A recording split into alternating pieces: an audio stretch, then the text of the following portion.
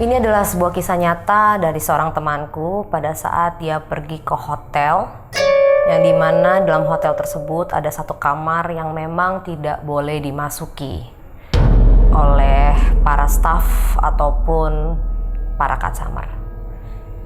Entah ceritanya bagaimana atau asal-usul dari kamar kosong tersebut.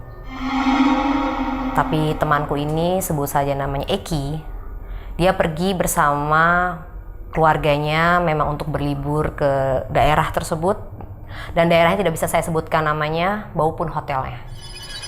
Jadi pada saat itu Eki bersama keluarganya menginap di salah satu hotel karena memang mereka berniat sekali untuk pergi backpacker.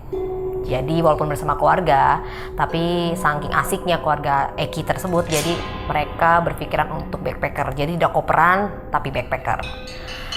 Wow, excited banget kan Eki pergi. Mempersiapkan segala sesuatunya, namun sampai di tempat, mau tidak mau mereka harus check in di hotel yang sebenarnya mereka tidak inginkan. Jadi awalnya mereka harus nginep di mana, tapi karena kejadian sesuatu hal, mau tidak mau mereka harus mendadak mencari sebuah hotel yang sedapatnya saja.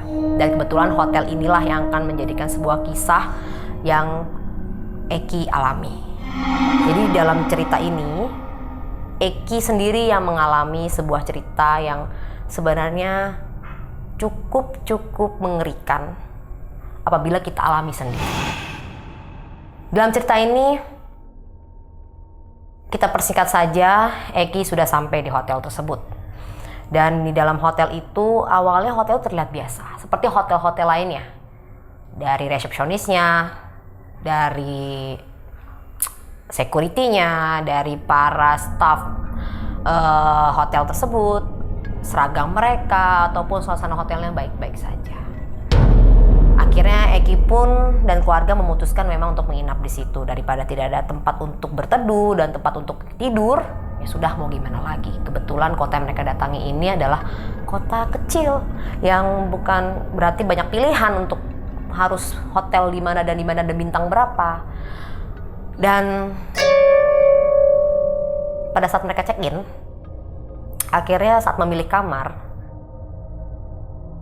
hanya ada 2 kamar kosong. Jadi di dalam di dalam hotel itu hanya ada 2 kamar kosong yang memang mau tidak mau Eki pun harus memilih kamar yang satunya lagi karena ternyata kamar dengan nomor 306 itu tidak boleh ditempati. Padahal kamar 306 itu view-nya sangat bagus. Sedangkan kamar 305 view-nya tidak begitu bagus.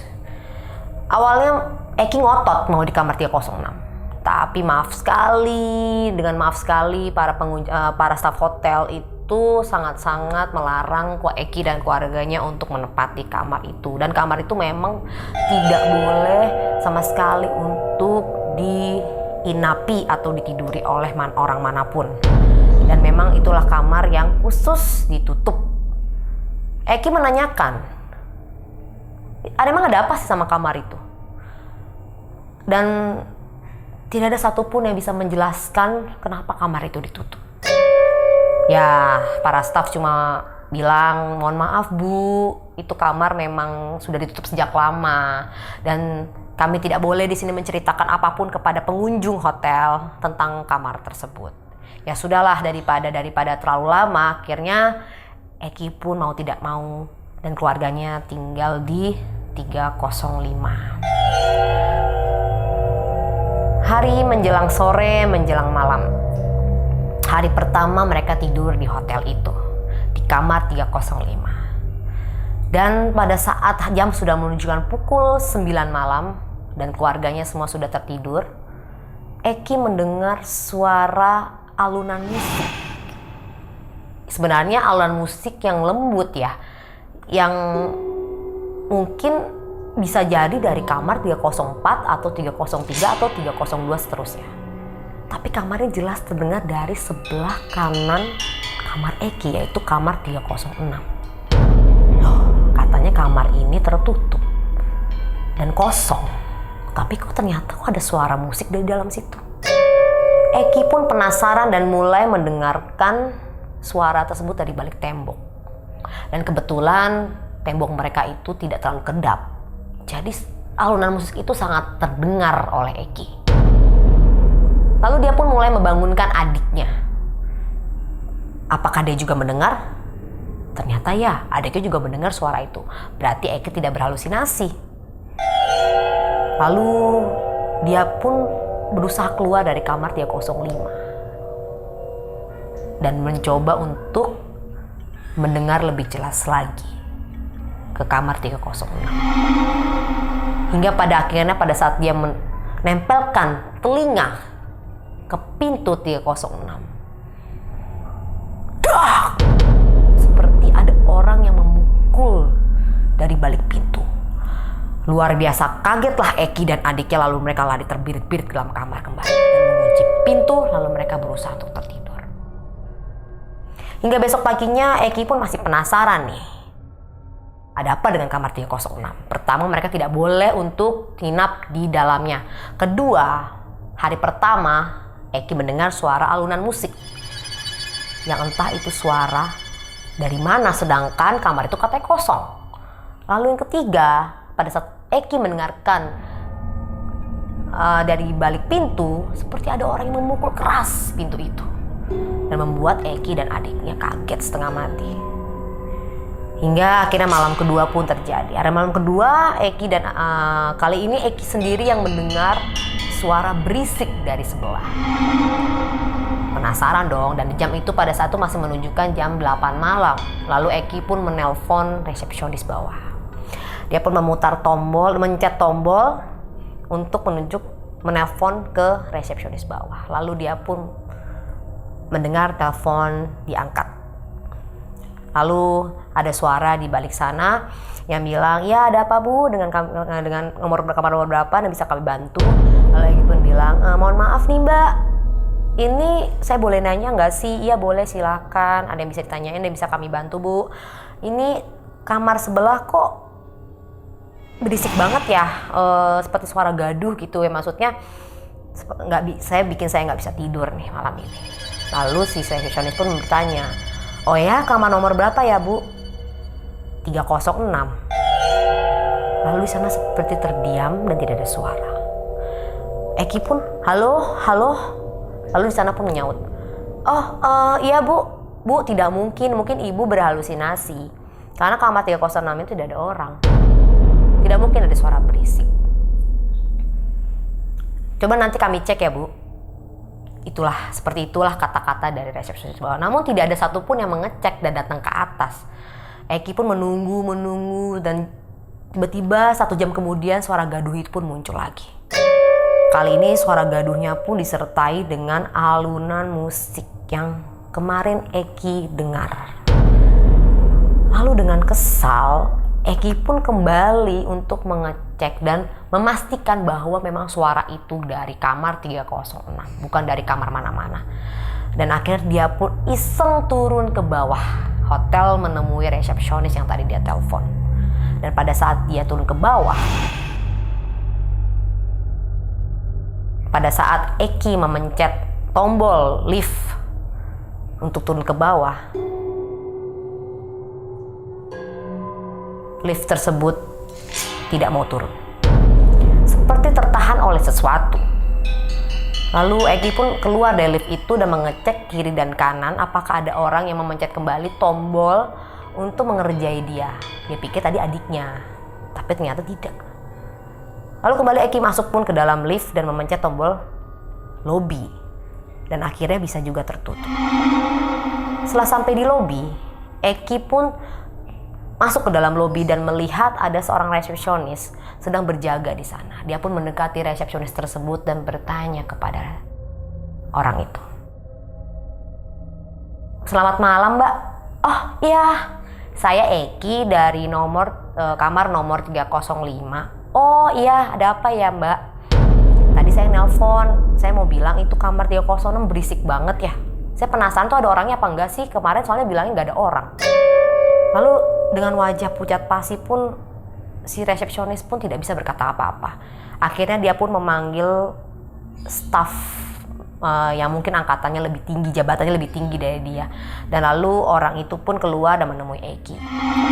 Lalu Eki pun bertanya kepada bapak itu gitu loh, maaf pak, saya mau ngejelasin tuh kamar 306 itu berisik banget, udah hari kedua nih dan masih aja menyetel musik keras-keras dan ada suara gaduh gitu loh.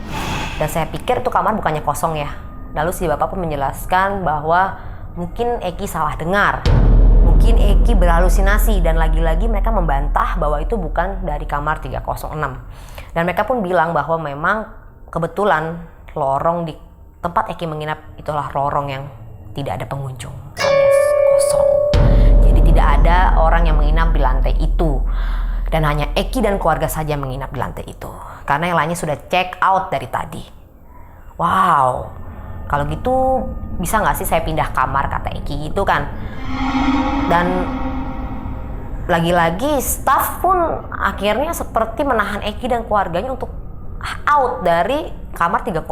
Entah kenapa, katanya kamar lain kan tidak ada yang menginap, kenapa saya tidak boleh pindah kamar, katanya. Ya mungkin karena mereka bilang ada yang booking untuk reservasi, ada yang bilang apa, pokoknya mereka seperti ditahan-tahan dan tidak boleh kemana-mana. Sampai akhirnya Eki pun bilang, yaudah, saya tidak mau ambil pusing, saya akan kembali ke atas.